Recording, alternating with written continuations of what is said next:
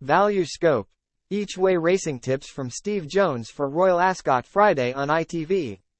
Marksman Queen could be on target in the Sandringham Stakes, while Maxid as our man's each-way pick in the Duke of Edinburgh Stakes on Friday hit the bullseye with Marksman Queen 5.00 in the Sandringham Stakes. She won her first two races and only lost her unbeaten record when poorly positioned in the rear before staying on into second behind all-the-way winner Tamarama at Kempton a couple of weeks ago.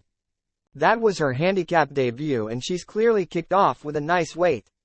The hood she wore at Kempton seemed to help her settle, and this big field handicap promises to suit her perfectly.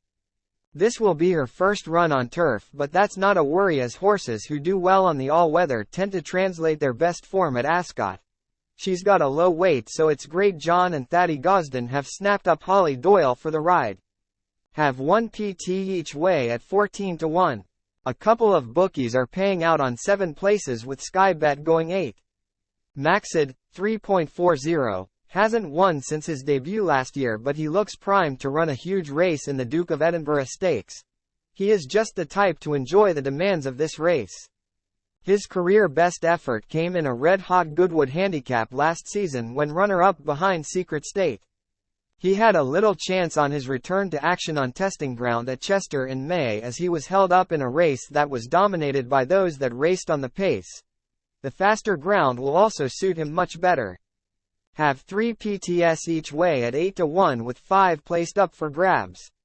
The big board, 6.10, seemed to have improved over the winter when landing a decent Leicester handicap on her comeback.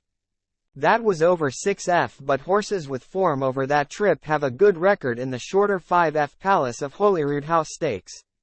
With Oisin Murphy taking over in the saddle for the first time, she looks worth backing in an open race.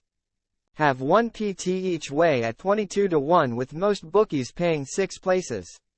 Navassa Island, 2.30, should have beaten Porta Fortuna on her debut in a NAS Group 3.